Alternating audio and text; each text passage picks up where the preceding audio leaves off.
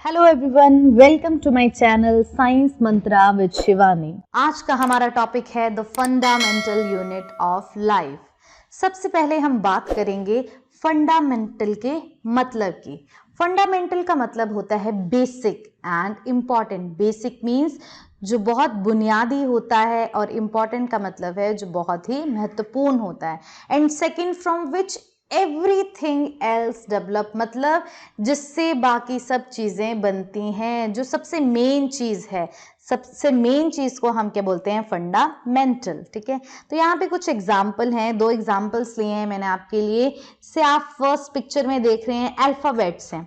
अब कोई भी हम लैंग्वेज जब सीखते हैं, आपने सबसे पहले हिंदी, इंग्लिश कुछ भी सीखा होगा या नंबर सीखे होंगे, सबसे पहले हम अल्फ़ाबेट सीखते हैं ना उसके।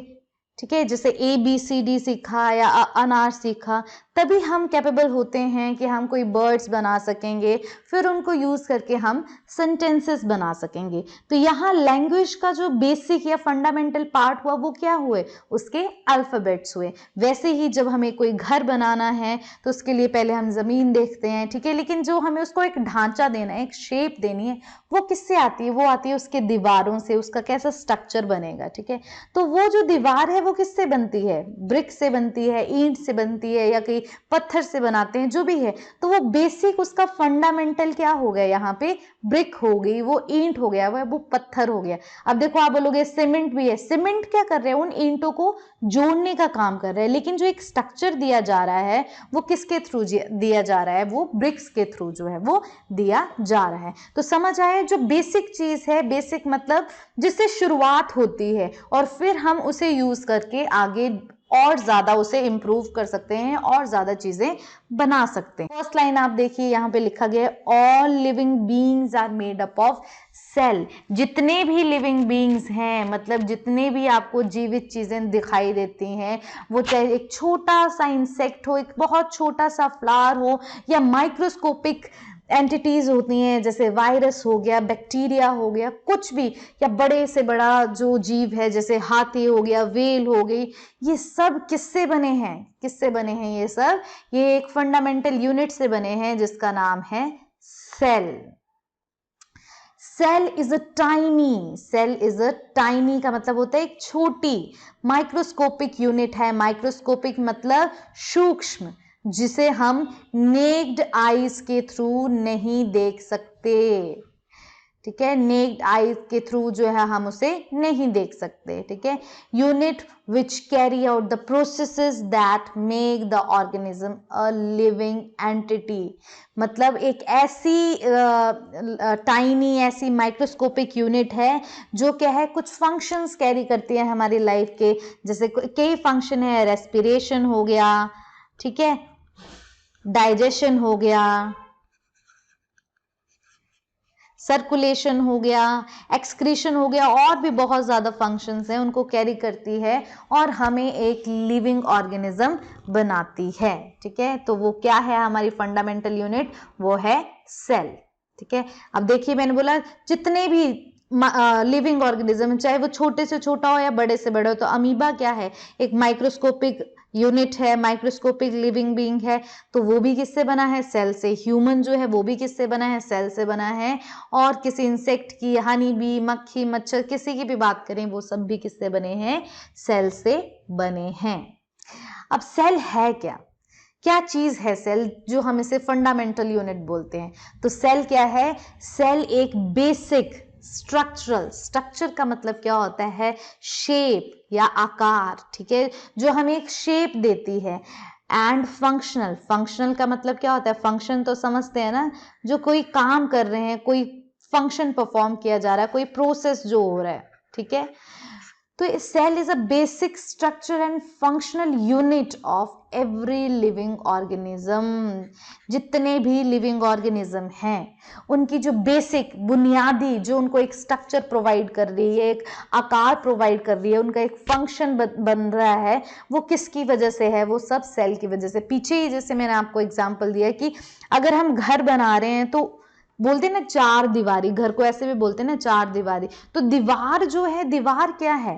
ठीक है। दीवार क्या है, दीवार का एक स्ट्रक्चर है, ठीक है, एक स्ट्रक्चर है, एक शेप बन रही है, 4 दीवारें जब मिल जाती हैं, ठीक है, ऊपर छत आ गई, तो वो क्या है, एक पूरा एक स्ट्रक्चर तैयार हो गया और उसका एक फंक्शन है कि अंदर जो उसके अंदर रहेंगे उनको वो क्या कर रही है, प्रोटेक्ट कर रही है, इसलिए इसको वॉल बोला जाता है, ठीक है। तो वो प्रोटेक्ट कर रही है, क्लियर है। तो सेल भी वैसे ही करता है, एक स्ट्रक्चर प्रोवाइड करता है, एक फंक्शन प्रोवाइड करता है हर एक लिविंग ऑर्गेनिज्म को। अब नेक्स्ट देखिए पॉइंट क्या है, any function performed by an organism is the outcome of activity of cell। जो भी फंक्शन परफॉर्म किए जाते हैं, अगर कोई सेल है जैसे अमीबा की बात करें, अगर वो रेस्पायर कर रहा है, एक्सक्रीट कर रहा है, डाइजेस्ट कर रहा है, रिप्रोड्यूस कर रहा है, या ह्यूमन है या कोई इंसेक्ट है, ठीक है, या एनिमल्स हैं, वो जो भी एक्टिविटीज कर रहे हैं, जो भी फंक्शन परफॉर्म कर रहे हैं, वो किसका आउटकम है, किसका रिजल्ट है, सेल की एक्टिविटी का रिजल्ट है। नेक्स्ट हम बात करते हैं unicellular and multi cellular organism की। अब देखो 2 तरह के ऑर्गेनिज्म में यहाँ आपको बता रही हूँ, unicellular and multi cellular. There is 2 type of organism on the basis of number of the cell, ठीक है। 2 तरह के ऑर्गेनिज्म होते हैं कि उस ऑर्गेनिज्म के अंदर कितने सेल हैं, ठीक है। अगर तो ऑर्गेनिज्म में जैसे मान लिए एक ऑर्गेनिज्म यहाँ है, ये आ गया, ये दूसरा आ गया, ठीक है। जैसे ये ऑर्गेनिज्म है, मैंने बोला इसमें सिर्फ एक ही सेल प्रेजेंट है, ओनली सिंगल सेल प्रेजेंट है, और इसमें क्या है, 2 सेल प्रेजेंट है। तो अब देखो यहाँ पे क्या लिखा है, 2 तरह के ऑर्गेनिज्म हो गए, या आप बोल लो इसमें 4 सेल हैं या 5 सेल हैं, जितने भी हैं, तो 2 इसमें हमने डिवाइड कर दिया है ऑर्गेनिज्म को, किसके बेसिस पे, उसके अंदर कितने नंबर ऑफ सेल्स प्रेजेंट है। तो अगर किसी ऑर्गेनिज्म में क्या होगा, एक ही सेल होगा, organism which are made up of only 1 cell are called unicellular organism. Uni का मतलब क्या होता है, सिंगल, ठीक है। सिंगल सेल है, सिंगल सेल ऑर्गेनिज्म मतलब वो सिर्फ एक ही सेल से बना है, वो कंप्लीट एक ऑर्गेनिज्म, वो अपने सारे काम कर सकता है, लेकिन उसकी बनावट जो है, उसकी जो रचना है, वो सिर्फ एक सेल से हुई है। सेकंड आते हैं organism which are made up of more than 1 cell. अब देखो मैंने यहाँ लिखा 2 सेल या 4 सेल, या यहाँ पे 10 सेल्स होते या 10,000 होते, वो सारे किस में आते हैं, मल्टी सेलुलर ऑर्गेनिज्म में आते हैं। एक से ज्यादा सेल होगा किसी भी ऑर्गेनिज्म में, तो उसे हम कंसीडर करेंगे मल्टी सेलुलर ऑर्गेनिज्म के अंदर, ठीक है। अब हम इनमें डिफरेंसेस देखते हैं कि क्या क्या डिफरेंसेस हैं यूनिसेलुलर और मल्टी सेलुलर ऑर्गेनिज्म में, ठीक है। सबसे पहले हमने अभी देखा, अभी पढ़ा, मैंने डेफिनेशन में बताया, जो यूनिसेलुलर है वो किससे बना होगा, सिंगल सेल से बना होगा, और जो मल्टी सेलुलर है वो मोर देन 2 सेल से बना होगा। सेकेंड जो उसका डिफरेंस है बहुत इंटरेस्टिंग है, देखो, there is no division of लेवर, एंड मल्टी सेलुलर में लिखा हुआ है there is a division of लेवर। लेवर का मतलब तो आप समझते हैं, लेवर का मतलब होता है काम, वर्क, डिविजन का मतलब होता है बंटवारा, ठीक है, कि किसके अंदर क्या है, काम का बंटवारा है, और एक के अंदर काम का बंटवारा नहीं है। तो हमने बात की कि यूनिसेलुलर के अंदर जो है वो नो डिवीजन ऑफ लेबर है, यहाँ पे काम का बंटवारा जो है वो नहीं है, लेकिन मल्टी सेलुलर के अंदर है। तो मैं आपको एग्जांपल देती हूँ, जैसे यहाँ मैंने यूनिसेलुलर की बात करें, तो यूनिसेलुलर जो है, मान लो एक घर है, ठीक है, ये घर है और इसमें जो है एक इंसान जो है वो रहता है अकेला, ठीक है, और ये दूसरा घर है,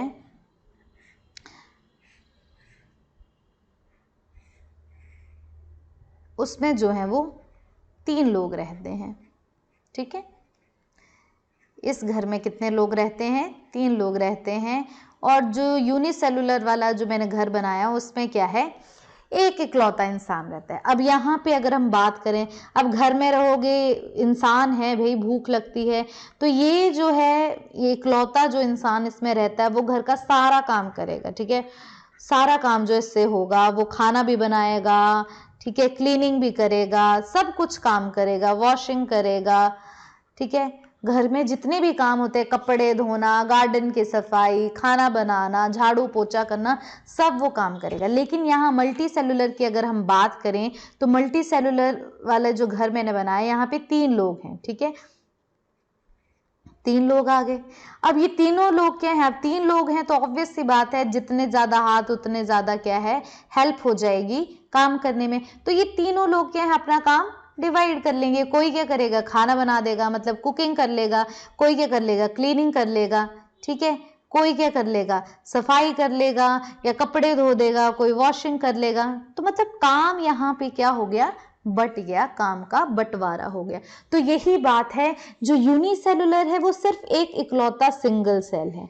अब उसी सेल को अपने सारे काम करने हैं, तो वहां पे डिवीजन ऑफ लेबर जो है वो नहीं होता है। और मल्टी सेलुलर में क्या है, एक से ज्यादा सेल होते हैं, वो 10 भी हो सकते हैं, वो मिलियंस, बिलियंस, ट्रिलियंस, जितने मर्जी हो सकते हैं। तो जितने ज्यादा सेल्स होंगे उतना ज्यादा जो काम है उस बॉडी का वो क्या हो जाएगा, बट जाएगा उस ऑर्गेनिज्म का।